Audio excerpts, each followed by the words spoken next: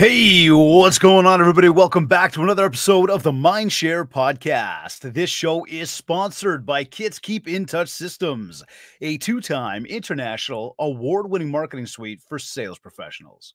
REM Real Estate Magazine, Canada's premier monthly magazine for real estate professionals. And the ORCF, the Ontario Realtors Care Foundation, enabling and empowering realtors across Ontario to fundraise in support of shelter-related causes in the communities in which they live and work. You can learn more about all of our sponsors by visiting my site, mindshare101.com. Now, over the past few weeks, I have been asking for your support, and today is no different. I'll put it on one final push right here because this week I am on the road with the Ontario Realtors Care Foundation, along with realtors from across Ontario on the motorcycle ride for charity. We are riding in support of shelter-related causes in the communities in which we live and work. And as we all know, shelter continues to be an ongoing challenge for so many people out there. And this year marks my second year on the ride. And I, of course, am working to raise as much money and awareness as we can over these coming weeks. So I'd like to ask you, go over to realtorscareontario.ca, click on Pledge a Rider, find my name, David Greenspan, and make a donation big or small. I'm working hard to be one of the top fundraisers. We just upped our goal, and any support that you can provide to me and provide to this ride, and as well as this amazing cause, is certainly going to go a long way. So I sincerely thank you in advance. Today's episode is number 300.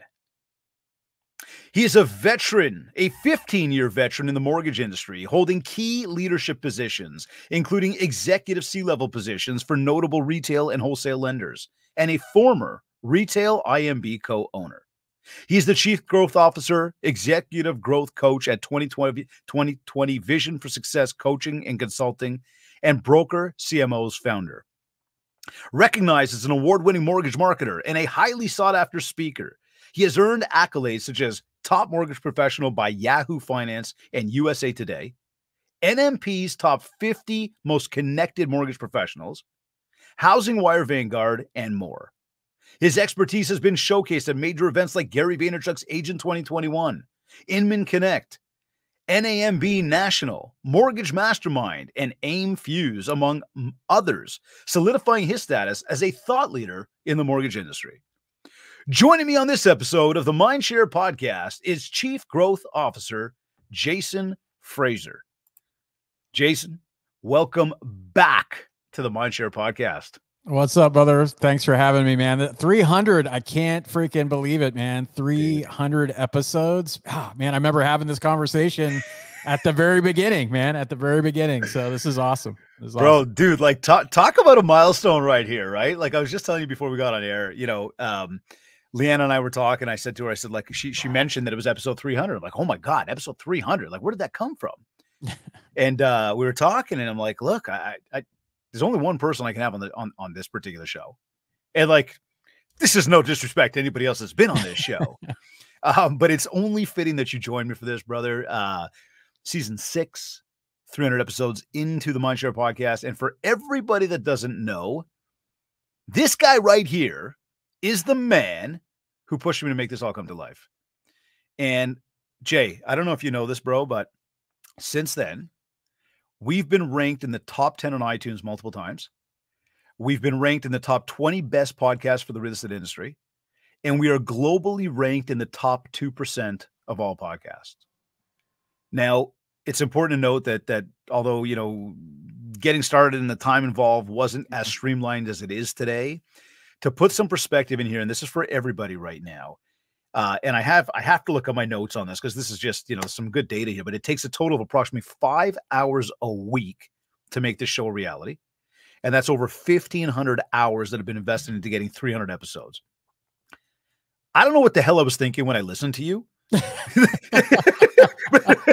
But on a serious note, it has become a very integral and key channel in helping us communicate with our audience. And I know it's a go-to podcast for so many people out there. And to all of you that are continuing to tune in, I can't thank you enough. So, dude, you were the one that pushed me to start this show. I mean, I guess for everybody out there, like, and maybe this is self-serving, I don't know, but can you share with us, like, what motivated you to push me to do this? And did you ever imagine after that conversation, we'd be sitting here on episode 300? So I'm going to be one of those people that said, well, of course I did. Of course, imagine. And I'm being honest. And the reason why is because, and let me take a step back, because this is all plays into your question, right? Why did I push you? Is, at the time when we met, right, podcasting, was starting to really take off in our industry. A lot of people were talking about it or whatever.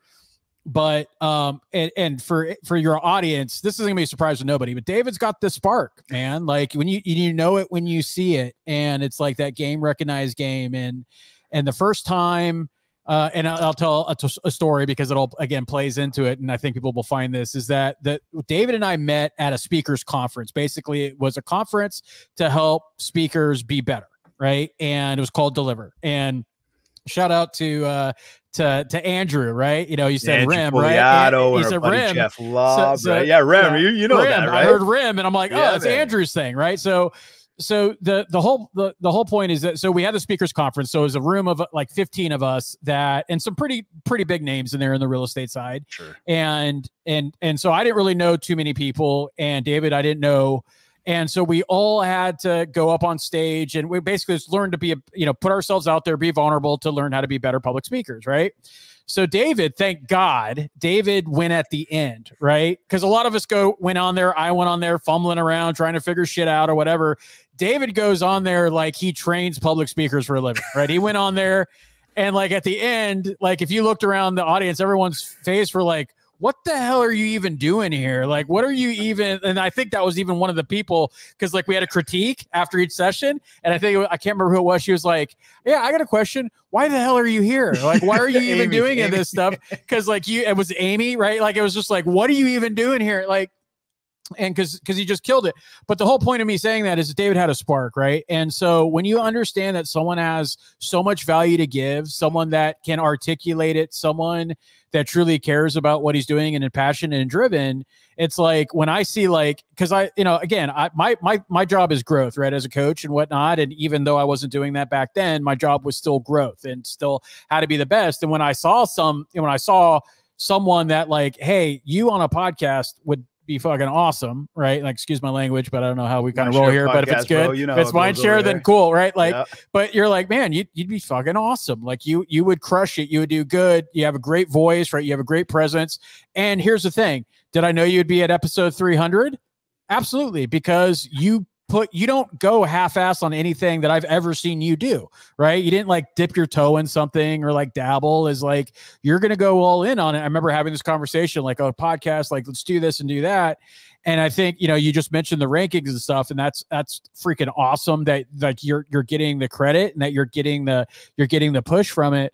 But like, look, it's not a surprise to me at all, man. Cause like, I know you, I know your worth, I know your value, I know your heart. Right. And we've been, it's almost been like 10 years that we've known each other. And brother. I was just thinking about that earlier this morning, and like, you're one of my dudes, man. Like you're one of those guys. And like, that's, so whenever I see that, and for all of you out there, as a coach, cause I'm sure some of my people are listening or watching this, is that, like when I tell you this, like David's the example of when I see something, like I'm not just like talking just to talk, oh, hey, get a podcast because you might be cool, right? Like when I see it, like, and I'm telling you to do something, it isn't for fun. It's because I know if you execute on it, you're going to do great things. And so yes, and yes, man. Like, and so I'm glad that I was right. Hey, I love being right, so I'm glad that everything that I thought would happen did happen. And I love it for you. Cause again, like, you work, right? You put into it, you're a practitioner.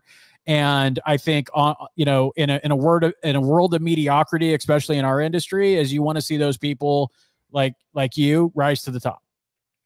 Brother, I am, man, you got like, you know what, everybody, that's been a great episode. Jay, that's it. We can't, dude, seriously though, you got like the hair standing up, man. It means a ton. You know that. I've told you that many, many times. You are a brother. I look up to you. We talk, we got advice that we talk about with each other. I mean, there's a lot of good things that goes on, you know, and everybody that doesn't know, you know, there's a lot of behind the scenes that goes on, you know, through collaboration and idea sharing. And I am super grateful for that connection that we made back at Deliver that many years ago. You know what I mean? Really are, man. It's been because much the same, you know, I look at the same thing. It's like, you're a thought leader in this industry.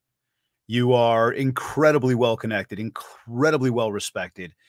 When it comes to especially something that both of us are very passionate about, from marketing and branding and teaching and helping people, you know, you bring the best of it. And, you know, that's why it's like, when you said to me, you called me that day, like, dude, you got to get a podcast going. I'm like, holy shit, bro. I don't know. Like, what? I don't know where to start. You're like, yeah. And I need you to have 3 shows ready in the next 7 days. And I was like, man. And I mean, hey, dude, like, you know, you go this far along. We're episode, you know, 300, season 6, bro. And I have you to thank for that. So, I mean, listen, and I got to say to everybody again, everybody that's tuned in right now, and everybody either for your first time or long time listeners, I have all of you to thank that. And you got to know that this man right here was the push to why that happened. So, you know, the other thing that takes me to, which is interesting, because you just brought that up with voice marketing. And I know back at the time we were, and I don't want to say we're coming out of the need and the evolution of video marketing. However, voice started to become a very big thing. Yeah. And we had the, you know, the Alexas and the Google Homes and all this other stuff going on. Is voice marketing still as hot now as it was, call it, you know, 6 years ago when we started all this stuff? Yeah, you know, it's a great question. It's funny because I was thinking about that. I think it's not as hot in the way that we were kind of framing it, but I think what it did was it evolved, right? Because a lot of people, you know, essentially when and then here's the thing, when we were talking about podcasts, were not new. Like podcast at the time when like stuff was starting to like really take shape, podcasts were, you know, at least 15 years in, right? From being like kind of mainstream, would you say, right? Yeah. And so it wasn't anything new, but it was starting the trend. It was starting the trend right now at the time, like, you know, like all the different, you know, voice activated assistants and all that stuff was, you know, a real thing. And you're seeing it in cars and the briefs and everything else. Now, I think some of that tapered off mostly because of how stupid the companies got with their devices, essentially, right? I think a little bit played into that. But what I really saw was the evolution of when people were like, I'm doing a podcast, and they were doing it anywhere but a podcasting channel. They were doing it on YouTube, right? Or they're doing it something like this. That wasn't in the traditional, like, I'm on Apple, iTunes, I'm not on Google Podcasts, which I don't even think exist anymore, but, you know, Spotify, those channels, right? Now you see that, right? You have the bigger ones, you have like the bigger people that are doing it, but it's, again, it's like a crossbreed of like YouTube and then audio. Now you're seeing like the Spotify podcast had, like Gary Vaynerchuk, his podcast now have video attached to him. So I think it's more of an evolution of like the audio. I think is still important. I listen to audio shit every single morning when I'm working out and doing my stuff. Yeah. And so I think it hasn't gone anywhere. I think it's evolved to kind of like a different, like a medium of both, right? Like a video and audio. But I know it definitely, and here's the testament is that I do a thing called growth notes, right? I started it in May. I do essentially a mini podcast every single morning, right? And so I've done it since May, right? So May of this year, I did one this morning, right? Like, so I do them every morning, and it's all based off of growing your business. And now they're anywhere from like 3.5 minutes to like 7.5 minutes.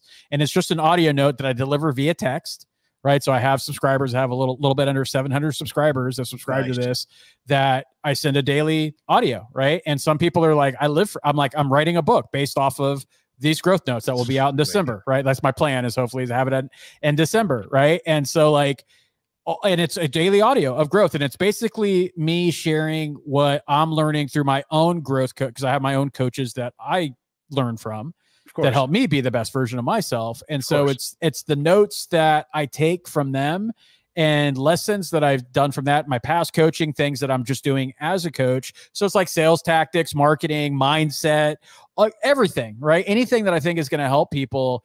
And, some people are like, hey, this is like one of the best things that I've ever heard. Like, this is, I love it. Some people are like, I could imagine it would be for sure, man. Put me on yeah. that list, please. Yeah, absolutely, man. And so I love doing it, but like that's an audio, right? And so that's totally, it's not really technically a podcast, but essentially it is, right? And so I'm starting to upload all of my past episode or content to Spotify now, and I'm growth notes, and it's taken off. Well, this is what I was going to ask you too, and congratulate. Listen, I got no doubt it would take off.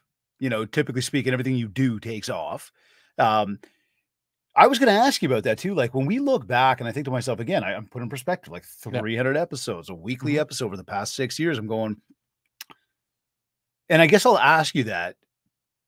Does the voice marketing, does the podcast channel, does it have still an impact, on, let's say, the marketing education for salespeople today? I mean, here, we saw a lot of people, especially through that, thing a few years ago, decide they were going to get into podcasting and start up a show. And I still hear it from people now. Yeah, we're going to start a podcast. And I'm not saying anybody don't start the podcast. I guess there's a twofold question here. Is one, is it still playing a role in education and marketing for people? Is it still a major channel? Was it just a hype, or is this a key channel? And I guess in the same breath, why are so many people starting but never finishing, like never continuing? Yeah. So, I mean, I think it still is. I still see a lot of people doing it. I still a lot of like, and I also look at like bigger name people, right? Hermosi has his now, and so I think it is right. That a lot of salespeople that I talk to, it's like, or at least the upper echelon, they're again, remember the evolution. It's either kind of like audio or video, audio. But a lot of people do that. Right. And so I don't think it's really fallen off at all. I haven't stayed up to date on like the trends of like data and analytics. I just look more of like, what do I hear from people? Do I listen to podcasts? Do I still see people posting about, asking about podcasts, stuff like that? And I do. Right. So to me, it's like, all right. Cool. So it's there's still attention there. And the fact that like, hey, I'm able to do this. You're doing your thing. Right. So I think it's still there. Now, as far as staying with it, that's the answer for everything, is the consistency. Is like, and look, and I'll raise my hand, is like, because I had mine that I did, and then I stopped doing it. And it's there's two things when it comes to that, right? It's either you're stopping something to start something else, right? Or you're not getting the lift, or whatever, any number of reasons why. But just like anything, is like the people that like, hey, I make sure that I touch my clients, right? Like once a month in the calls, and then that falls off for 6 months, right? Like, it's just like anything, staying consistent. It's hard, right? It's like, and again, we have different degrees of hard, right? Is it like I have to wake up at 4 o'clock every morning and go out and dig ditches for 8 hours a day hard? No.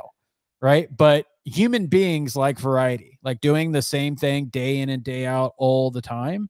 It gets tough, right? And like, hey, I would love to say that when I wake up and I'm like super excited to do because I try to do them day of to keep them live and fresh. Yeah. Right. I very rarely pre-record my growth notes. And so, like, do I enjoy doing them every single day? No, there's some days I'm like, you know what? I didn't want to do this. And again, I share that on the growth notes. I'm like, you know what? I did not feel like doing this growth note today. And that's where that's amazing. The transparency in that is amazing. And a lot of people have fear around sharing that. And I tell people that I say the same thing all the time. Totally sorry to interrupt you there. No, it's you think about, sometimes we even get to, it's like, I'm about to sit down and write the show, or I'm about to record the show, and I'm just not in the mindset for it, but I muster through it. Or like all the video marketing, like I'm not in the mindset to it. Or like people need to make the phone calls you just mentioned. Again, not in the mindset for it. And I'll tell you now, and this is a precursor to next week's episode for everybody, as we look at, how far we've come over here, and we keep using this word consistency. Next week's show is all about exactly that, and how to achieve consistency, the discipline of consistency. Because you said it bang on, the monotony of doing the same thing over and over again. We like variety. We like change. We like something fresh. We get bored of the same old, and how do you keep it going? The bigger question I would ask everybody is, well, why keep it going? And in that sense there, if you say, let's answer the why. Once we understand the why, now we can figure out whether we should or shouldn't. And if we should, then how? Yeah. You know what I mean? Because sometimes, like, you look at things and, like, I'm sure there's, I mean, I know things for me and probably things for you, where you sort of get there and you go, "This is a lost leader." Like we've run the numbers, we've looked at the analytics and said we're not going to continue this. I know I've had different things, and we've been very consistent with YouTube, but we've had different YouTube strategies with video that we've like, we're going to try this. We're going to see what kind of lift it gives. Now, so as we talk about this and we talk about voice marketing and podcasting consistency, I got to, go to a topic right here, which is right in line with this, but something you and I are passionate, which is obviously about marketing and branding and communication. And I love to learn from you, especially on this one, because you got such amazing insights into things that I don't get to see, let's say, south of the border as much as you do. But I know that your mind is very in tune with all of this the way mine is. So I'm curious to see, when we look at, I guess, how have you seen marketing strategies evolve over the last, I'd say maybe 12 to 24 months, particularly? I know you deal a lot in the mortgage space. We're very much in the realtor space, very unique, two unique groups, but very similar, a lot of similarities there. What have you seen as, I guess, sort of like the up and coming, or the things that let's start with that, maybe trending, up and coming. Yeah, I would say if I'm looking at and at least I could, from looking at my space, right, and not MySpace, I was social media, but it's exactly my industry, my area, right, like, what, and again, this really shouldn't be like a trend because it's not like new or anything like that, but like short form video and like really being dialed in on the short form video for like TikTok, Instagram Reels, I would say would probably be like where I've seen the biggest YouTube shorts, right? Like that's where I've seen like the bigger lift, meaning like more people willing to do it, go out, spend the time, understanding that short form video works, understanding that like it's an important piece of your marketing stack and your strategy and how you're doing it. So I would say that, if I'm looking at like any change in marketing, because it's tough in our industry, it's like rinse and repeat, like monkey see, monkey do. Like we tend to all do the same thing. We see a trend, someone do something, maybe they're getting a lift, and so they're do it. But I would say you had a couple people really stand out on the short form video space, both real estate and mortgage, and then seeing more people gravitate to, to trying to deploy that. So I would say if anything was like, but overall short form video, Reels, TikTok ain't anything new, right? Like if we could even go back to the Snapchat days of like where, we were doing that every single day, right? Like it's the same type of stuff, little different. Dude, you were one of the pioneers with Snapchat. Well, like that's the way, it's funny because I'm like, I look now and like I got to get on Snapchat, and I know I said to you for years I wasn't going to do it. But both my son and my daughter are on there now, and I figure it's probably a good idea not to be like a helicopter parent over here, but like if I could keep some insights into what's going on in their world from afar. I don't know, maybe safer. Well, it's funny that you say that because like that's really like how I built my brand as I started with Snapchat. Like that's how I did everything. In fact, at Deliver, that's what was like my presentation was about like Snapchat. So that, what you said, like the helicopter parent, totally aside, but like that's how I got loans from using Snapchat, right? Is like because I knew parents were on Snapchat because their kids were on Snapchat. Now at the time, like sexting on Snapchat was like a big thing, and so like that was like what kids were using. So like parents were now getting on Snapchat. Because I remember the first question, like they asked me, is like, how are we going to get business off Snap? Because we were like one of the first mortgage companies on Snapchat. Yeah, that's what I mean, pioneer, man. Yeah, and so like, and they're like, how are we ever going to get deals or loans? And like, I showed them this is how we're going to do it. And it was because at the end of the day, all I care about is where the attention is. And if parents they're not really on Snapchat, depending on their industry, really doing a lot of stuff, but like, and the example I use is like we had a local art and wind festival, right? And so at the time, geo filters were very inexpensive on Snapchat. They were like the first company to really ever do that at scale. And so I put a geo filter, which puts our branding on snaps, because at the time you just like would put different branding on your photos and your pictures. And so I put our mortgage company, I created a cool looking filter, put it on over that that Art and Wind Festival, we got a loan from that event because they saw that filter, right? And they just thought it was interesting that a mortgage company was going to do that. I did that at AT&T Park for the Giants, right? I think it's Pack or whatever it's called now, Oracle Park or whatever it is. Yeah. Who cares? It's always going to be AT&T Park to me. But anyway, I did that at the Giants. You can't even do that I did it for, I want to say I spent like maybe $100 to do that for a Giants game, so we had like 40,000, hits on that, views. And then we got a few, leads from that, and that ended up some loans. And again, like the scale of, or the margin, right, on those things were stupid. I spent, I think, $12 on the one at the Art and Wind Festival, right? So you're talking about, spending $12 to make, $8,500, like, hey, that's a trade-off I'll take, good ROI. All the time. Right. So like, and again, that was a trend at the time too. And that's short form video. But it's a little different now. And so I think with, when I look at marketing, you see a lot of people, now focus more on what I call, it's not that I coined the phrase, but like a lot of people don't refer to it this way, but it's behavioral economics, right? Like, right. How, the messaging, how do I, a lot of what you talk about in MindShare, right? Like, how do I create that stickiness? How do I create that compartment in their mind to stay sticky? That's, different and above everyone else. So if I'm looking at the trend, it's more of using that marketing to go directly to the consumer to create that brand. Not really new in the marketing world, but definitely something that's more newer for loan officers that just didn't even think about doing that stuff a few years ago. Okay. So here we've been using the word trend a few times here. Mm-hmm. Is it, I'll scroll Instagram, or I'll scroll Reels, I'll scroll TikTok, mm-hmm. and more Reels than TikTok, I guess. And I think TikTok is very good at playing to the algorithm, and they all are. But mm-hmm. If you start watching certain types of content, it's going to serve you a lot more of that content. Instagram Reels does that to some degree, and I guess where I'm going with it is, you'll hear a trending song, mm-hmm. a tune. People will create a video, and it could be a video of food, it could be a video of travel, it could be a video of work. Like, I mean, we're talking like the video could be of almost anything. But people have used the exact same song mm-hmm. to pull others in because that's what's trending. Mm-hmm. And I've thought to myself, I go, in the moment, maybe a good strategic idea to use that song, because that's the song that probably even the actual platform is going to go and find and push through to more people. Mm-hmm. So I guess this is, again, a double down here when we talk about it. Like, the big overarching sort of, umbrella to the question is, should people be looking at what the trends are and trying to keep up with those in the moment when it comes to platforms like an Instagram, a Snapchat, a YouTube Shorts, a TikTok? Should they be trying to keep up with those trends? And then more specific, or maybe a little bit more of a fine tune on that, should be pulling out on that tune and trying to leverage that, because again, that's what's going to drive the eyeballs? Or should we go in a totally different way and try to be an originator in your own way, where you're not doing what everybody else is doing?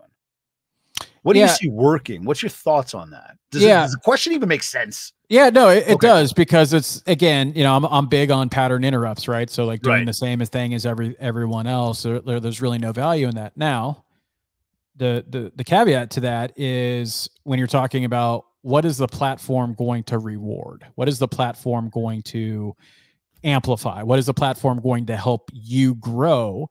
And if it's trending audio, then absolutely you should be doing that. So trending audio, this is something I share out to, members of my accelerator.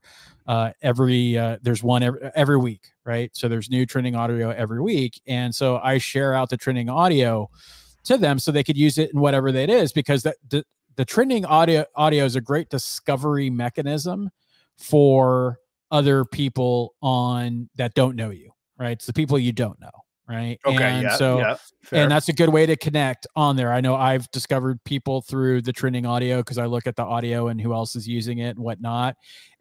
If it's something that people are using in your audience, and Instagram will give you the analytics on like what people are listening to, what people are watching, that type of content, who they're following, is so that you could mimic them to a certain extent, right? You don't want to copy them verbatim, but just to see like what kind of content, what is resonating with the people that you want to, that you want to want them to follow you, right? And or at least be more engaged with you. So trending audio is a great way to do that. The graphics, all of that stuff. Now, there's also ways to do it. So like, for example, some people will take the trending audio, we'll see a trending video that has a ton of views or whatever, and they'll try to replicate that exact same whole like setup, right? Or as opposed, like I've taken trending audio and put it on something like totally like, you know, it has nothing to do with anything, and seeing Okay, a good like I'll say lift to sort it. of the food versus the travel versus the whatever. Right? Like you Okay, could use yeah. it on a lot of different things. Yeah. Now you want the audio to somewhat fit the scene, Yep. if anything. But I found I had a really funny, it was a meme, you know, on Instagram that I, you know, like that I found of like kind of like, hey, you know, just kind of a day in the life of a loan officer with like everything just blowing up around them. But I had like this nice piano music, right? Like that thing took off. And as far as like when you could tell something is like good for people who don't know you is like you see what your non-follower analytics are, right? And that was, for me, it was like 90%. So I was like, all right, cool. Like that's what I want, right? Because I, you know, like I want certain things that are for the people that I want to see it, but I also got to grow, right? So I want to try to, and that was all because I tapped into a trending audio. Now, where I got that audio from had nothing to do with like the type of content that I didn't copy anything other than just taking that trending audio and putting it on my own thing. Right. And so where I got that, I don't even remember like what that audio was on, like as far as like the, you know, the content behind it. Right. So I didn't copy anything, right, other than just taking that trending audio and using it myself. And that, you know, it blew up. Now, of course, your content has to be on point too. You got to know your audience. And here's the thing. The trends, this is the trends have a shelf life, right? That's why they're a trend. And so like, remember like the people that would like make like real estate or industry like songs, they would take like a popular song and then they would like do some sort of like parody of that or a music video or something like that. And cool, that was hot for like a minute and a half or whatever. Yep, and then yep. like, then there's nothing, right? And so the trends, like you never want to really play to the trends. You want to use them and utilize them, and you want to use any tool in your tool chest. However, you get too many people that are like just focused on that, and they don't really focus on the audience and the content in the audience. Because here's the thing, views don't mean shit if they're not the views of the audience that you're trying to bring in. Yeah, right. And it's a good vanity metric, and Yep. that's great to see. I got this many followers or this many views, but it's like, were they even the people that you wanted to actually hear that? Right. Yep. Exactly. Right. Like, so for example, the MindShare podcast, if like your audience is agents, right? People in the housing industry, right? Just in general. So like if 90% of your demographic were like plumbers, like you would be like, hey, like that's great, but like that's never really going to help. I mean, I'll tell you something, dude. You bring that up, and I'll tell you. So TikTok, okay, when we began really trying to dive into TikTok and finding what was the messaging going to be, I'll tell you. And again, this is for everybody to listen to, because again, you know, you guys all know MindShare is all about marketing. We're all about getting the word out there. We're all about that top of mind awareness. And so here we are venturing into TikTok, and we're trying to figure out, what are we doing?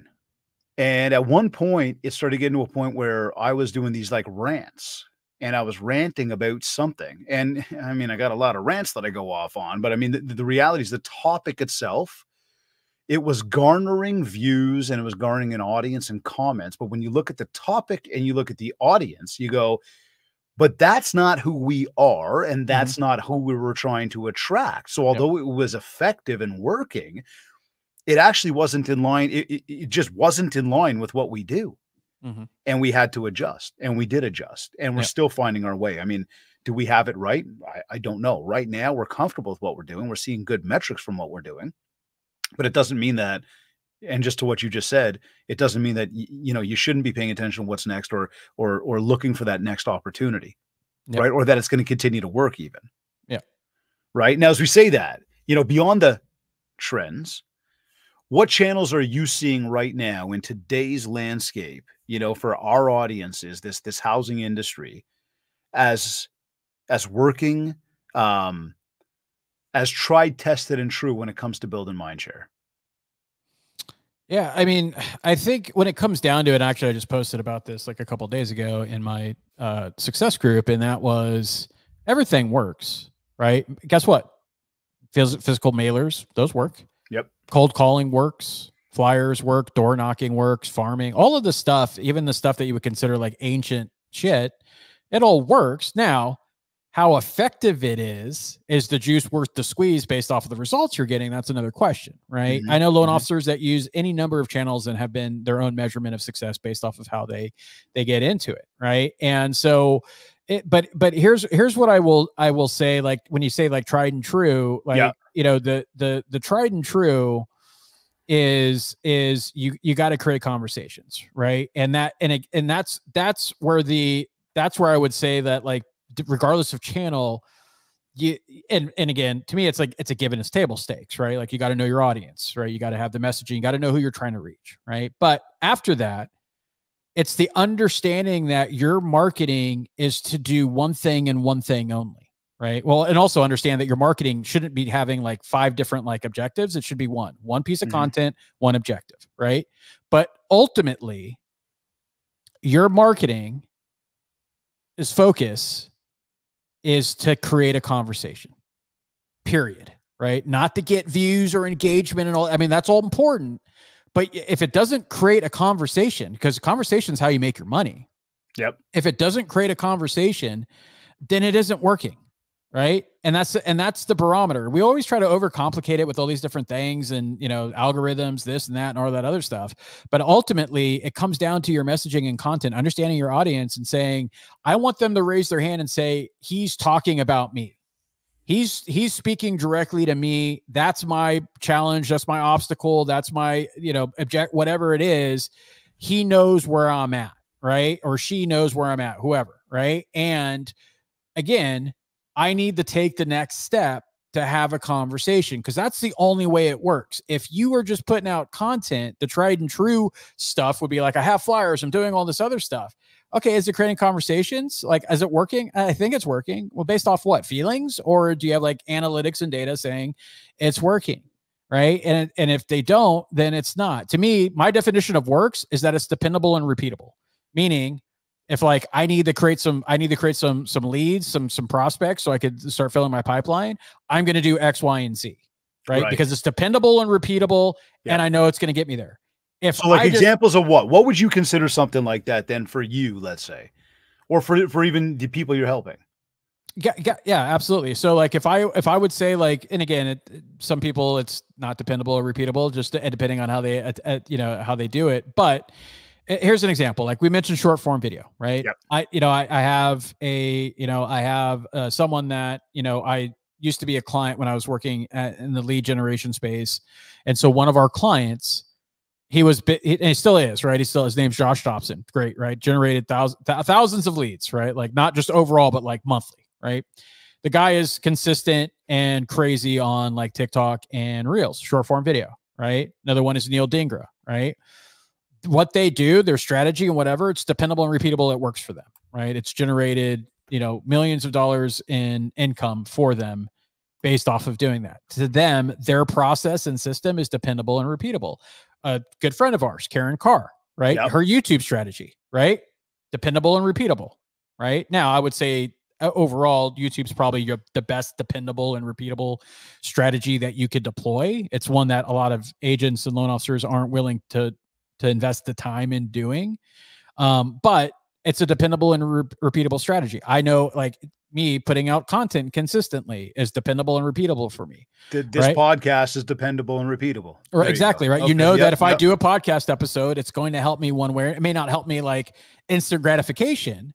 Right. But like, I know, and I could, and look, I could just go for my own like lead generation that I've had over like the last 6 months to people. It's all based off of what I'm putting out there. And I know if I continue to, if I don't put out content for a week, like it's noticeable. Right. If I then just decide to up it and I know I'm going to get more calls, I'm going to get more people asking. I had, I had one this morning. I have 2 other discovery calls today for, coaching and stuff like that.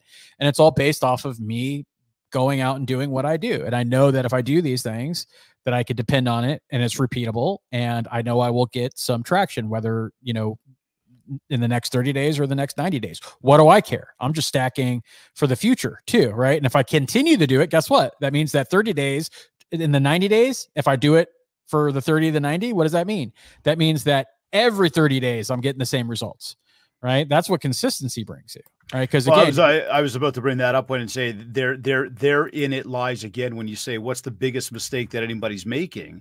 when it comes to any of this stuff, as you talk about dependable and repeatable, I look and say this comes right back to that word consistency. That's exactly where I was going with it, right? Find something that works for you and then do the best you can. You brought up flyers. I always tell people, hey, they work. But you got to get, and as you said, make conversation. You got to get out there and door knock so that you can actually support the flyer. You know, you want to do the video or you want to do the podcast. You want to put it yourself out there online. Then again, you've got to figure out a way that not only to put the content out there, but to engage with the people. Somebody said it really well recently on the show, and they said, you know, don't just be interesting, be interested. Yep. Right. And get involved in the conversation with people. Now, Jay, as we talk about this lead gen, and we use this word lead gen, this to some bright, shiny object of online lead gen, big lawsuit involving NAR, fake leads. Yep. Have to bring this one up. Thoughts? What's your take? Well, what have you seen or learned or heard about? What opinions about it? I mean, to me, no surprise. You know it. I've long been asking the question about who are all these random people going to some random websites, to some random realtor, some random property. I mean, like hell, if everybody's out there doing their lead generation, prospecting, knocking doors, cold calling, doing the videos and engaging with people, and you can't find people, then how do you think in the world, see, I'm going to go off on a tangent now. How do you think in the world that it's even possible that these lead generation companies, it's all legit? I mean, they're in a lawsuit now, basically for the fact that like 50 to 60% of these leads can't be verified. No shit. You're telling me it's possible that these are robots? Oh my God. I can't believe it. Okay, I'm going to stop. What is your take on that? Because that's a big one going on right now. And I think lead gen has had its day on that side. Yeah. So, you know, I would say in our space, unfortunately, we've had a lot of shitty lead aggregators, right? We've had a lot of shitty lead generators, right? And I worked at a good one. But ultimately, there was times when there was leads that, or lead aggregators or whatever that people were bringing in that, to me, when I was looking at the full, because here's the thing, right? Let me take a step back and just understand this. You will hear a lot of like people talk about like, hey, I'm getting like $1 per lead, or my cost per lead is like 6 or 7. You of course want the lowest cost per lead as possible. But here's the thing. I could get you 50-cent leads. They're going to be shit. They're never going to close. They're going to be, or at least they're going to be like a 3-year nurture or whatever. They're not going to be qualified, but I could get you cheap leads. Anybody can, right? So your cost per lead doesn't mean shit unless you have high conversion, right? Unless those are qualified leads. Now, we also play games with like what the term qualified leads are, right? And I'll tell you right now, this is going to, you know, depending on who hears this or watches this may get me into some trouble. But most lead generation companies are shit, right? And because I've seen the ads, I've seen all the other stuff like that. And look, it's all like great, like I would say it's as close to bait and switch as possible. And so when you look at some of these lawsuits and again, I haven't dived deep because I think this is the one with like Realtor.com and whatnot. Like, so like I've seen the headlines. I haven't got into it because this is like not new with them. Like Realtor.com has gotten sued, or at least shit like this, at least multiple times. Lawsuits going on right now. Right. They cannot verify. Yeah. And I'm not surprised, right? Because like that's just going to happen. And it's also because the lead generation wants to make loan officers and real estate agents feel like these are deals on a platter. These are fully qualified. They wouldn't be on our website looking at stuff and putting in. They just want information. Guys, I'll tell you right now, I did lead generation at a high freaking level, right? I generated over 300 million in fundings and consumer direct leads, right? Now, with that being said, you know how many freaking leads, right? That ended up being like around like 12 to 1,300 units, right? Right. So 12 to 1,300, right? You know how many leads I had to generate in order to get that 12 and 1,300, right? Over 25,000 leads to get to that point, right? Just think about that. I was in the red way before I was in the black. Yeah, it's a numbers game. And the industry standard at the time was like 2 to 3%. Right now it's like 1.2% as far as like conversion ratio, right? 1.2%. So you guys need to think about that. The people that are the people that I know that are that are converting at a higher percentage when it comes to talking about like this ecosystem, not just all online lead generation, but this ecosystem like Realtor.com, Zillow, that type of stuff, right? The agent, premier agents, all that stuff. The ones that I know that are at like somewhat even close to 10%, they are spending on average of like $40,000 to $70,000 a month on this stuff, right? So just know that like it ends up being revenue positive for them, right? They net positive, but the problem, or not the problem, but like just understand that like that's just at 10%, right? And these people that do it are at the top of their freaking game. So just know that a majority of leads are not going to close by a large margin, right? That means like 95% of the people you talk to at best are not going to convert ever. Right. But I'm going to throw it out there and say a huge percentage of them is bullshit. I mean, even the numbers, and I'm not even going to try to quote the number that I heard, but if I said to you is either, and these numbers are very different, there's a lot of different zeros here, but 200 million or 2 billion, whatever the number is that I heard in terms of how many leads were generated last year in the United States of America, just the United States of America. How big is your population down there?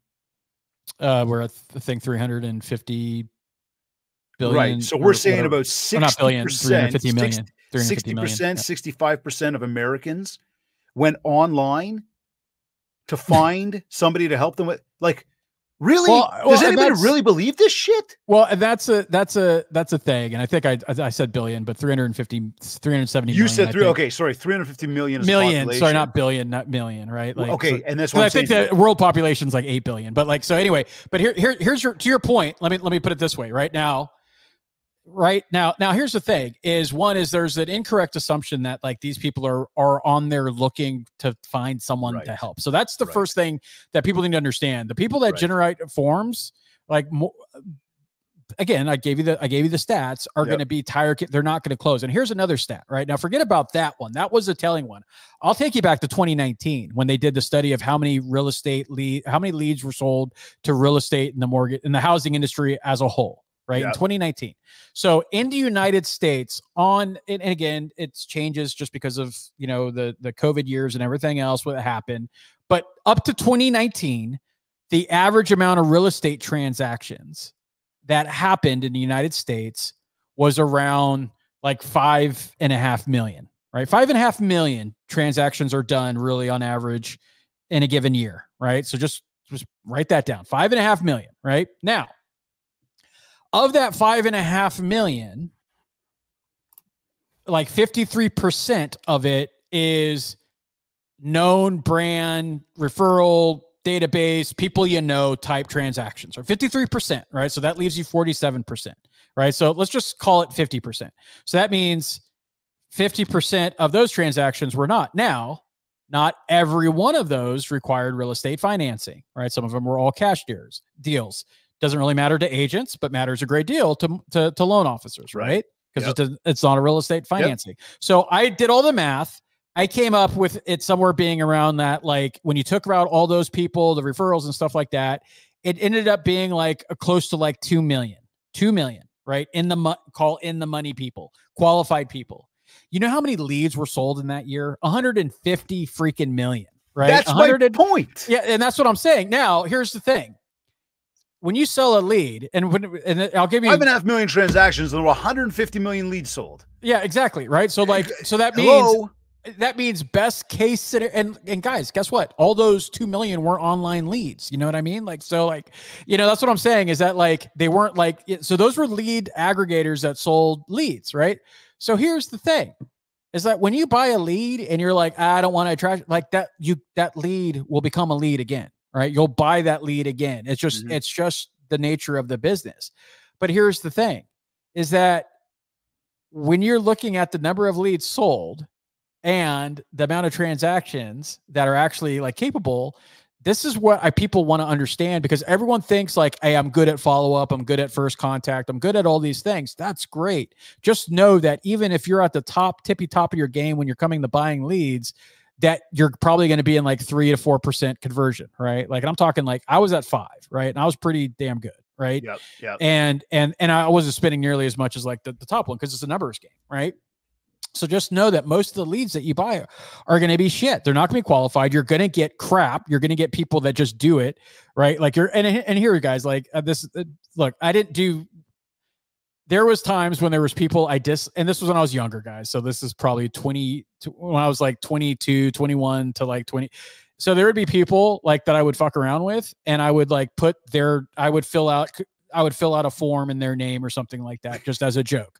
Right. Like, or a newsletter or some other stuff like that. Right. Now, again, I wasn't in the housing industry yet, so look, guys, I wasn't doing like bad leads. So just, take it from that. Right now, I know for a fact that and I've heard stories and stuff like that. People would mess around with, like, especially if they didn't like a certain lender that did online lead generation in their ads, they would consistently fill out their ads. So they would get charged for the lead and the ad payment. And even though like they had, and just come up with fake shit. Right. So like, just know that now, is it at scale, meaning it really tips the difference? No, but just know that happens too.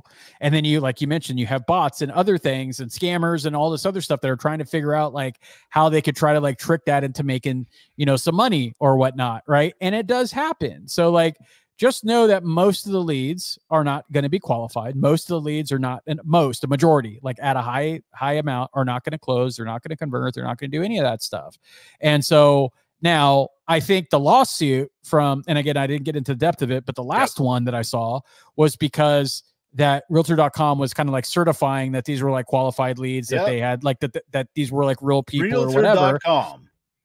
And it's just, and they weren't, and they've been probably the most notorious ones that I've heard. And out of everyone that has done the lead generation game, that Realtor.com has like more of the system that will put through garbage that is knowingly garbage, but they just do it anyway. They also got a ton of data. They also hold most of the data. Mm-hmm. And we know that a lot of the other systems are scraping that data and potentially grabbing the same so-called lead, sharing it to 1, 2, or 200 different people, maybe 1 million different people. Like, do we think lead gen's seen its day? Like, I call bullshit on it from day one. Mm-hmm. I've been talking about this since day one. 70 to 90% of our business will always come from group number one, the people who know us, like us, and trust us. Whether it's directly from them or it's a referral from them, it always comes from that group. You talk to 10 out of 10 people, that's always the numbers you get. I have yet to find somebody who goes, 70 to 90% of my business is generated through online lead generation. Now, yeah, well, I'll tell you right now, so the people I mentioned, like a Josh and a Neil, now they get referral stuff too, but most of their stuff is online, right? Like, so they're not. Now, here's the difference. But the tens of thousands of dollars that they're spending, the infrastructure that they have put in place, the people power that they have in place to be able to convert that's also got to be significant. Oh, yeah. So so when I talk about lead generation, I have two different like areas. I have organic, like putting yourself out there, branding, stuff like that, that type of lead generation, right? Then I have people that are buying leads. I will say with like the new laws, I don't know if this affects you guys up there, but like down here, we have this TCPA and like these new things. So like age leads, like that's going to be a thing of the past coming up in January. So like we have new laws down here for like robocalling and texting, and a lot of stuff's already, taken effect, and that's going to continue to do so. I think buying leads has seen its day because, and I'll tell you why, is that when it is down here and I don't know what happened during COVID up there as far as like housing interest rates and shit like that. Nobody knows what the hell happened during COVID. We all got fucked. So down here it was a boom, right? We did double the normal of production. Our rates were cost, everything, like it was nothing, right? I mean, it was a great deal. It was a greatest time to buy a house, right? And so because of that, and because of like refi business and stuff like that, we did double back-to-back years of double the production that we normally do, right? So then we get into like 2022, and because we did back-to-back years of like double production, what happens is those people that would normally like kind of like transition to the next year to be in the money or to do business with didn't happen because we already did them. So we actually are running at a 2-year deficit now, taking the fact then we have inflation. Right. Then we had low inventory. We had higher interest rates. We had less affordability because the house is appreciated, right? Because of the boom, right? Then you take in debt in the households. You take in average credit score, what people have for savings. like you had all these people trying to get money out of a very small group of qualified, and you took like the normal like buyer age range. Like like I did the math on it, and I said it was, I personally thought it was like somewhere like in like the 20s, like 20 million or somewhere around there. Then you have the entire industry going after a very small pocket of people, right, that were in that qualified bucket. So I think when it comes to online lead generation in terms of buying leads from like a Realtor, Zillow, and all these other, I absolutely think it's towards its tail end of being really effective, and just because of what you pay for it. And there's no real, I think at some point, and this is why I focus my coaching, I don't focus on buying leads. Buying leads is not a thing that I talk about, even though it's something that I built, you know, my career off of doing that, and then ads and shit like that. But I think the best thing for the originator and the agent is to have an organic ecosystem of lead generation, opportunity building, using, you know, social media, using YouTube, using email, using everything, right? Including referral prospecting, meaning the people you know, right? Is doing that. So that way you are in complete charge of your business. You're not dependent on anybody to feed you, right? And it's been proven that that is going to create a passive prospecting system that will generate opportunities. Karen Carr, for example, 24/7, right? She built her entire business off of that when she moved, and, you know, we all know the story, and that's how she's created everything that she's created. You know what? I thank you very much for clarifying. And this is great clarification. I say that very sincerely. I keep knocking online lead generation, and I think that we just put a line down the middle there to really be clear on the differentiator here. Buying leads versus having a very strong content strategy that can create a conversation. And so thank you. And I say this sincerely, and to everybody, let's clarify right now. Yes, you can use online lead generation. You might be sitting there like, and I hope nobody just slammed their brakes and said, Dave, what the hell? Did you just go backwards? No, I didn't go backwards.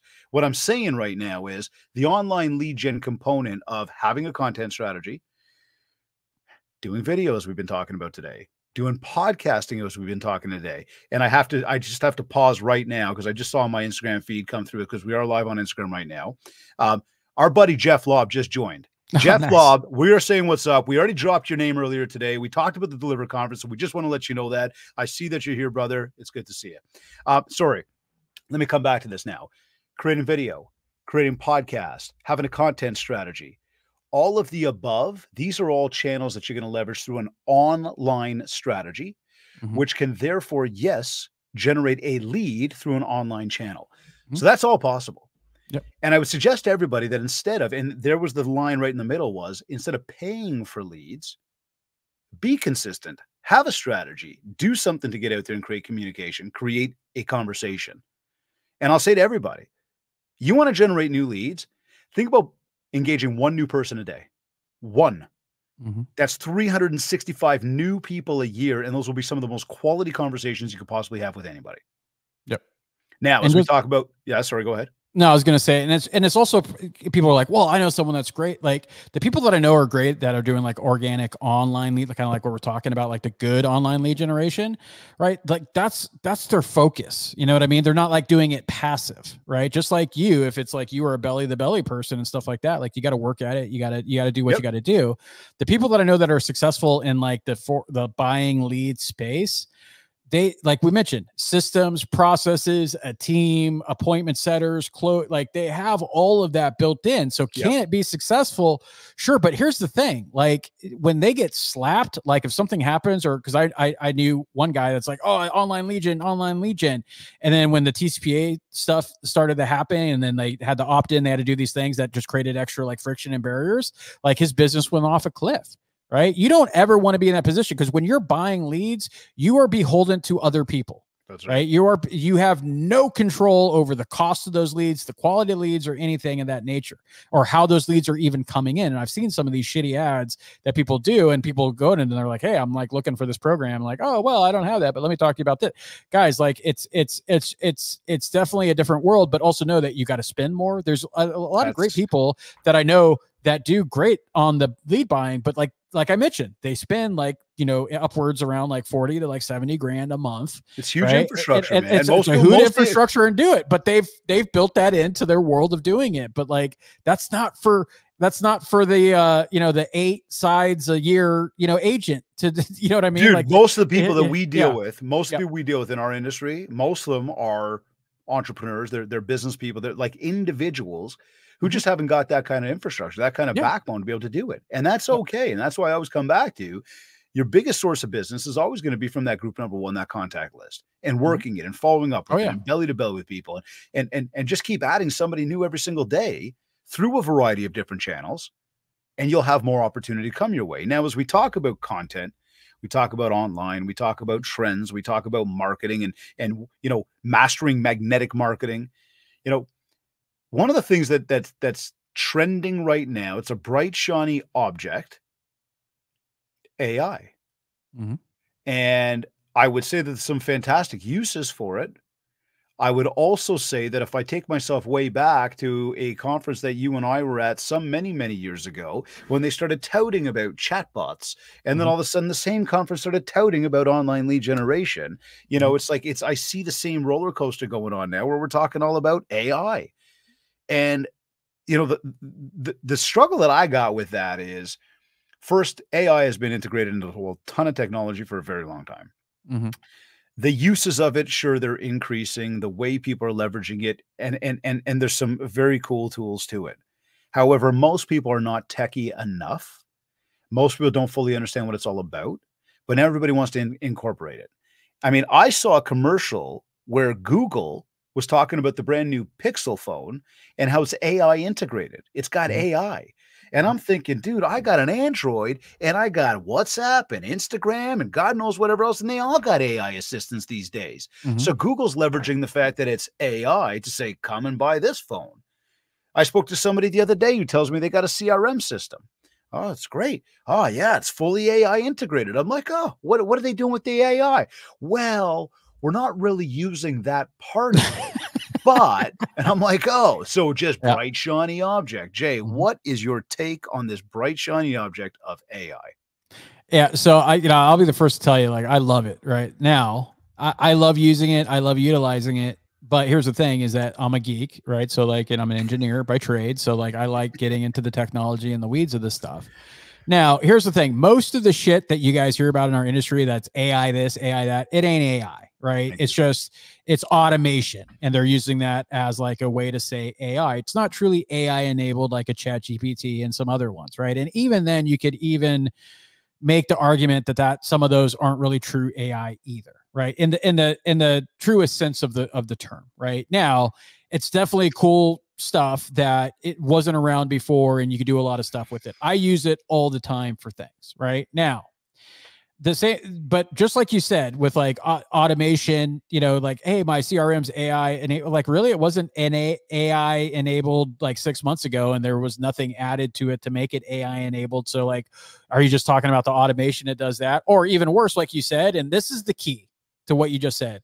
Well, we're not really using that. And here's the thing, guys. Like, that's the thing. I saw so many, and I still see like a lot of loan officers and real estate agents that are utilizing ChatGPT, for example. I'll just take the most popular one. Yep.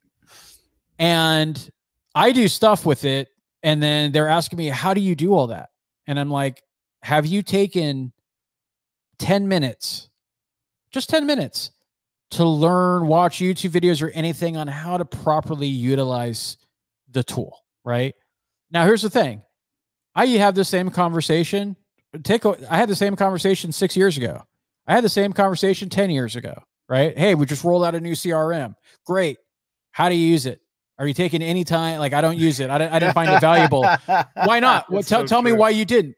How much time? Oh, well, I didn't really get into learning it. So you're telling me something is like not working, but you've taken zero time to learn the tool or the technology, right? And AI, unfortunately, is a dangerous one. It's like one of those things to like, I know enough to be dangerous. We've all heard that term before. Yeah. That is a real estate agent or a loan officer with AI that is doing absolutely zero education or research on how to use it, because you could tell they're like, oh, I wonder if they used AI to do this social post. You could damn well tell that they did, or that they wrote this or they wrote that, because they basically just copied and pasted it. And they're like, wow, that looks shitty. Because guys, you got to understand the AI, as good as it is about a low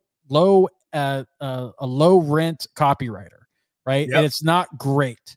Right. And so you can't just like take the shit verbatim. You got to put your own stuff to it. But that, they look for the easy button. Oh, I could just post this and I could do all that stuff. Now, the agents and loan officers that I know that are like weaponizing AI because they're like, hey, this is a cool tool that's going to save me time. And I know if I learn it, I'm going to be able to like be heads and above of my colleagues that are not. And so they're getting into it and they're doing some cool shit. Right. And so like that. Though? Give me an example of like what, I mean, look, ChatGPT, you mentioned, fantastic stuff. I think from a thought provoker, I think from a brainstormer, it can be a fantastic co-pilot. Okay. But as you sort of go past the kind of like the, content side of things, I know there's calendar systems and there's, things that can help you with your CRM, and there's other tools that are out there, but like, I really don't know what they are. And part of it too, I'd look and go, Jay, I don't want any bot or any AI system starting to tell me what I'm doing in my day with my calendar. Like, you're going here. Why? Because the robot told you to go there. Yeah, exactly. You know what I mean? Like, So like, as far as like so again, this comes from my world of like seeing like the cool stuff that I've seen, like with AI, like the image generation is a big one, right? Like the image generation that you could do with AI is actually really, really freaking cool, right? Like there's some cool stuff you could do, but I'll give you a true example, right? And this is something I did a whole session on this to train image generation for what? Like a content strategy?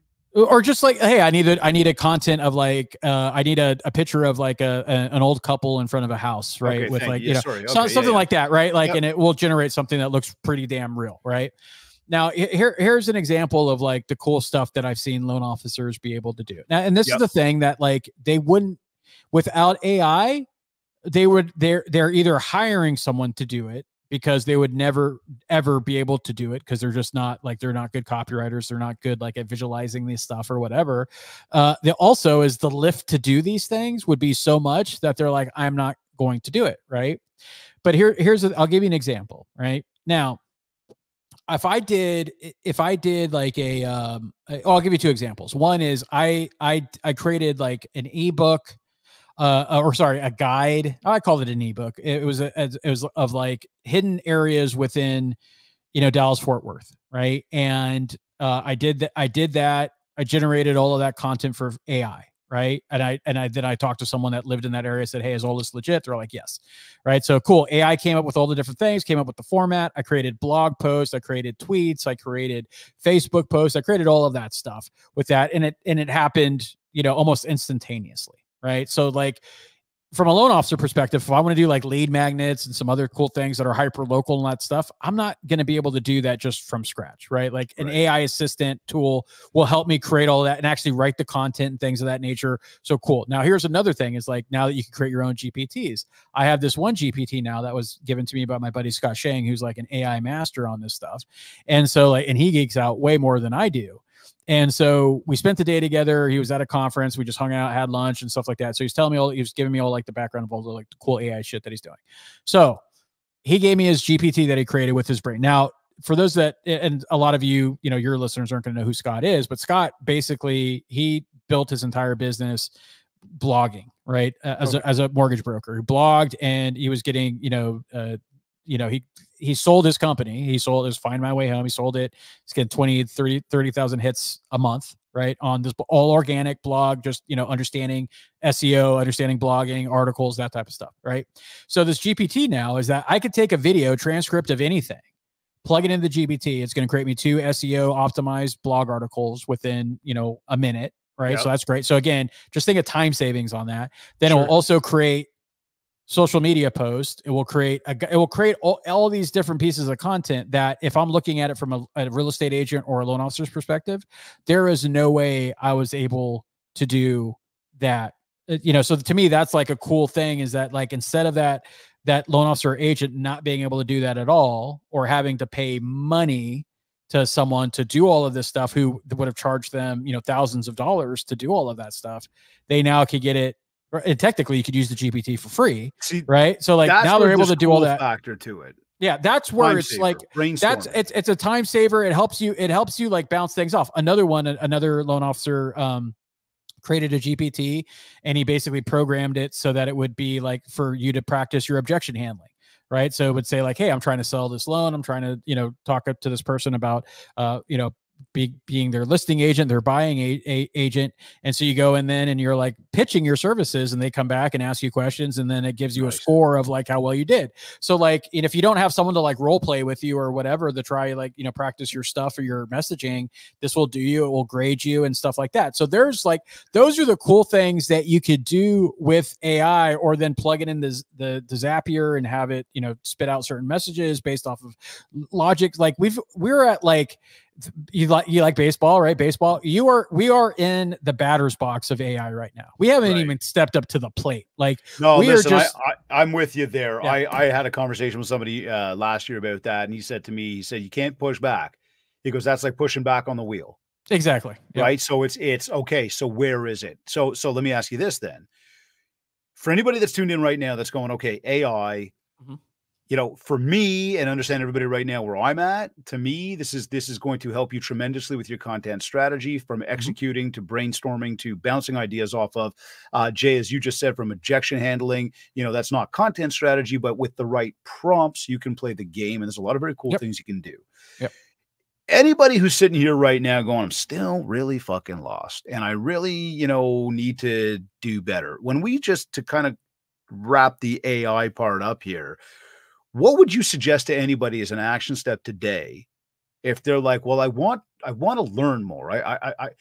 I'm told like I should do more with it, but I really don't know what to do with it. What would you say to go and do? And it's not with AI, but how could somebody figure it out right now? What should they do to leverage it for their life and or business right now? Yeah. So there's two things. One is, so here's the thing, guys. And I'm going to put my coach's hat on. Right. I'm just going to throw my MindShare 101 coach's hat. By the way, that is a sweet hat, man. Yeah. And here's the thing. I call this the Gary V edition. And the reason why, so you should share this out to your audience, but guys, when Gary Vaynerchuk was a speaker at one of my events when I was at EPM. So was Dave, by the way. Right. And so Dave was a speaker. And so he got in with Gary V, and he's like, hey, here's my, he's trying to give him his hat, get a picture with his hat.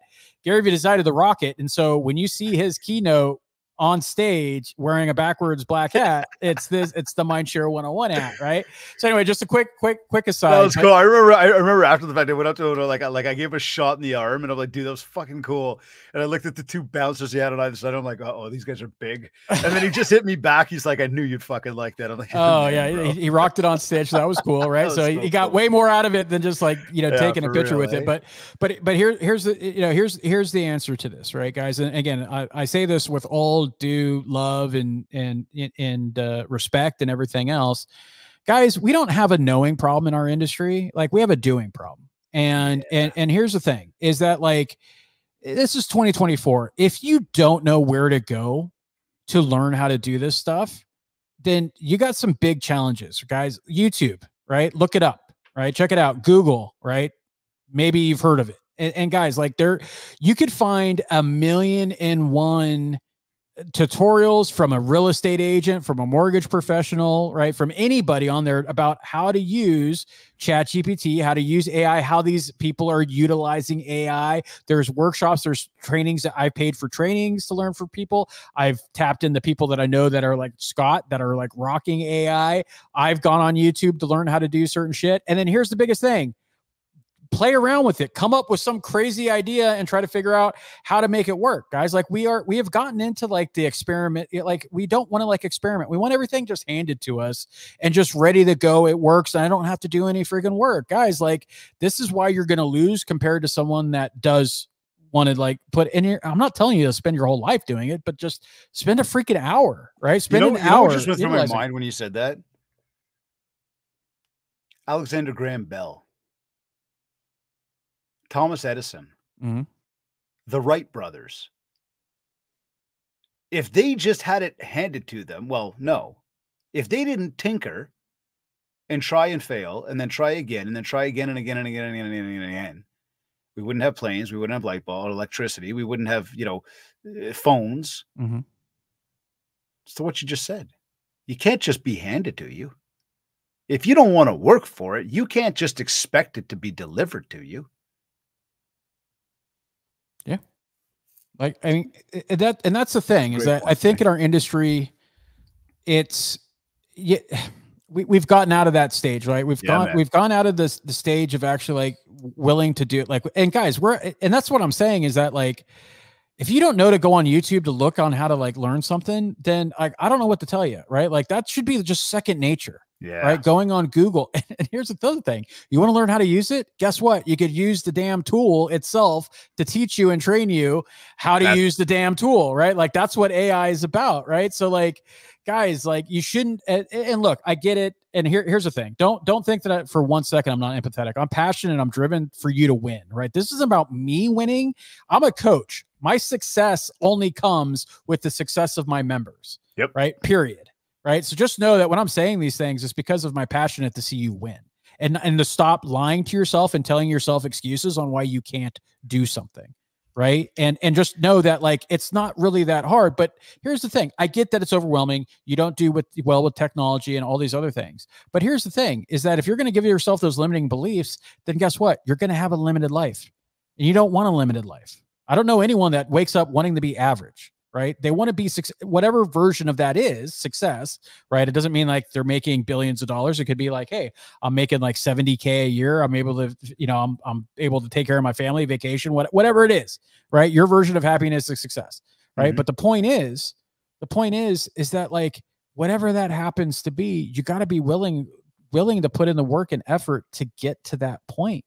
Right. And just know that like, everything's out there, that we are living in an age. And I always joke around, like, cause I mentioned I'm an engineer by trade, but I see IT guys complain like, like my last company and the IT guys was like, oh, I'm trying to do this or whatever. I'm like, you guys have no idea how easy you have it. Right. Like I had to go up on dial-up modems and CD-ROMs. Dude, it's true though, man. The access to information is there. Like you guys just have to look at Google or YouTube and you're going to have someone walk you through how to do all of that shit. Right. Like, so like, you know what I mean? Like we are in an age where things are just so easy to find, but yet we still are challenged to find the answers or do all that stuff. Guys, like that's our own limiting beliefs that cause that to happen. And you need to break through, right? You need to break through and get out of your own head, because here's the deal, right? No one's going to come and save you. Like it's going to be up to you one way or another. And here's another thing. You're going to do the work one way or another, where you pay for a coach, pay for someone else, like you're going to do the work.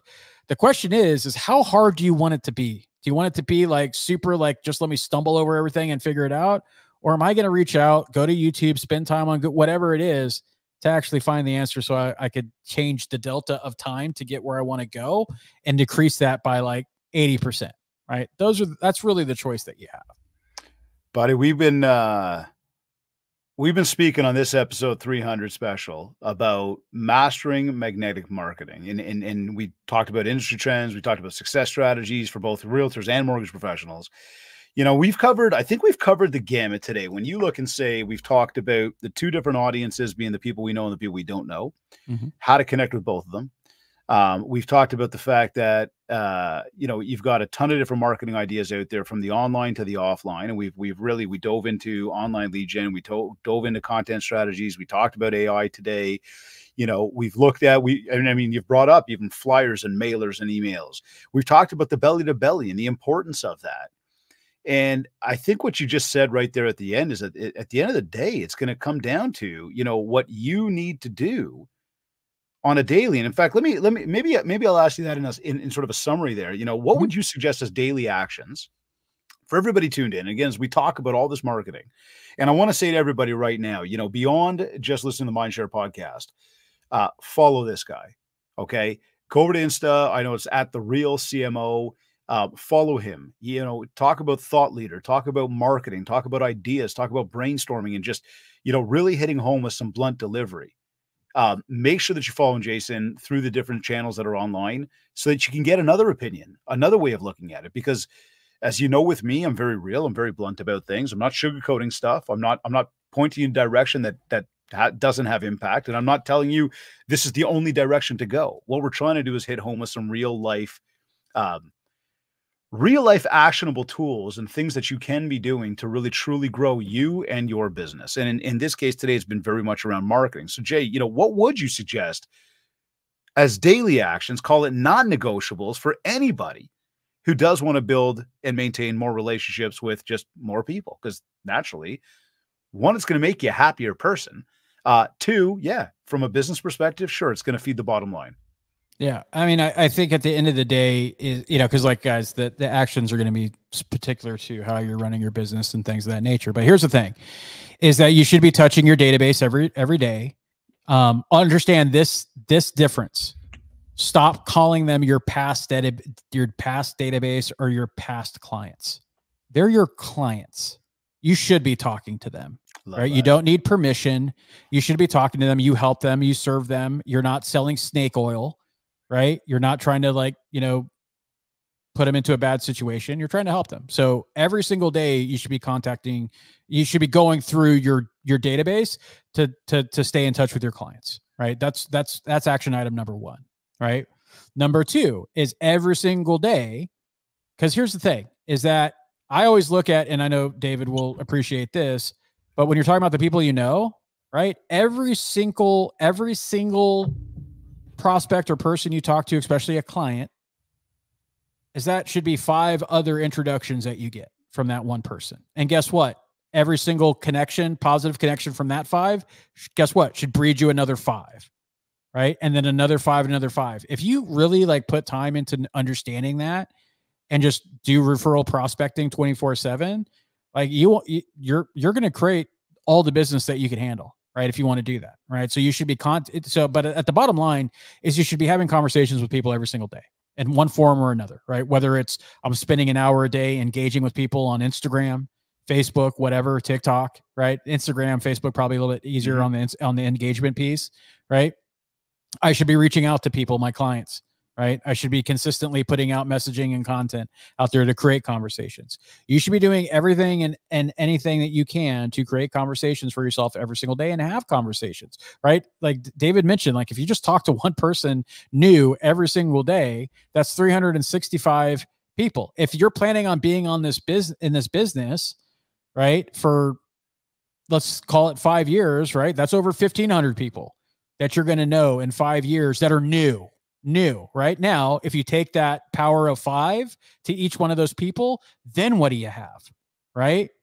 What do you have after big that? Numbers, so, man. These are big numbers. And so I think, you know, if I'm looking at daily actions, well, journaling is a big one for me. And I know it's not easy for everyone to do. You brought that up. Journaling is a big one for me. So I would say definitely do that. But here's the thing is that you got to have conversations every single day. You cannot go a day with not having a conversation with somebody.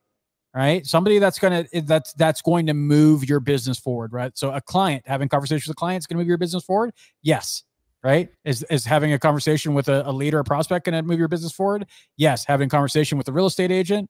Yes. Having a conversation with, you know, someone else that's like in your BNI or business network. Yes. Right. Have conversations. The more people you know, the more business you're going to do. It's not a complicated formula, right? You just have to take the action. Well said, my friend. So now, as we wrap this one up, and we look to the end of the show, the end of the day, and you've done these things for you to grow your business, you've journaled to grow your mindset, to be positive. Day's over. How do you know it's been a successful day for you, Mr. Fraser? So I use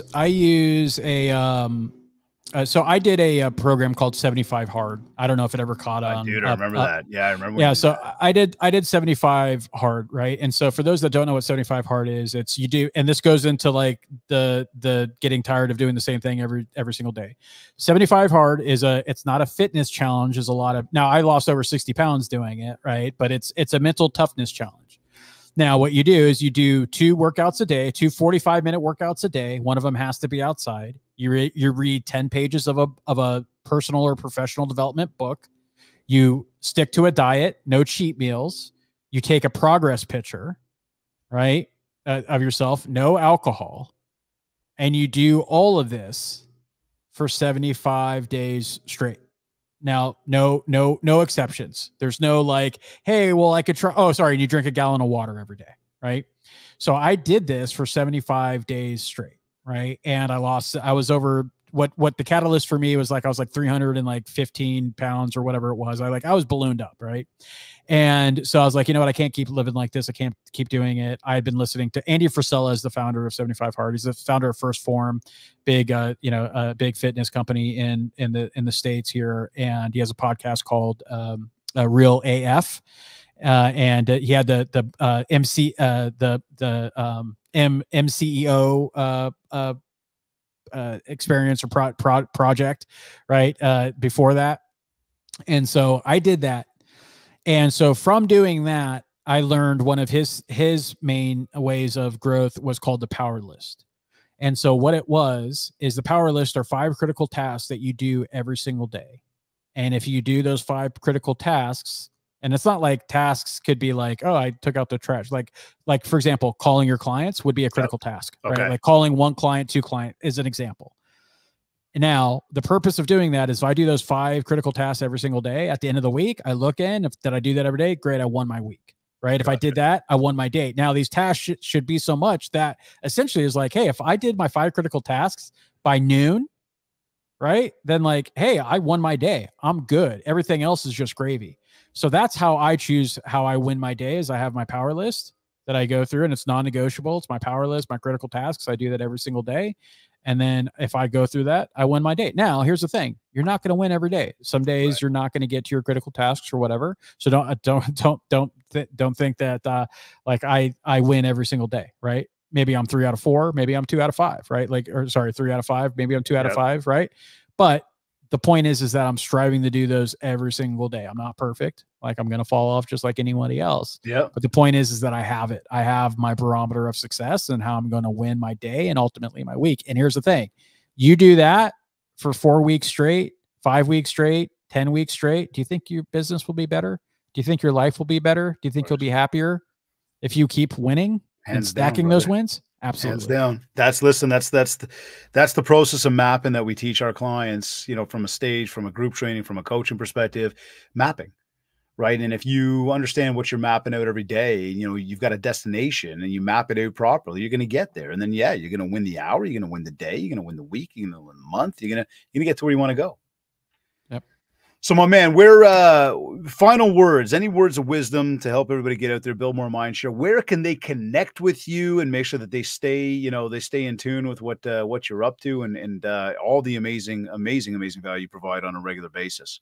Yeah. So if they want to subscribe, they could go to Growth Notes. They have to subscribe because I can't just send texts out to people. You have to subscribe. Cool. So it's growthtexts.com. So growthtext.com, and you could go through there and put in your phone number and subscribe, and I'll send you my daily thoughts on growth and success. So that's number one. Number two, Instagram's a good one, Real CMO, right? Because just engage and connect with me on there.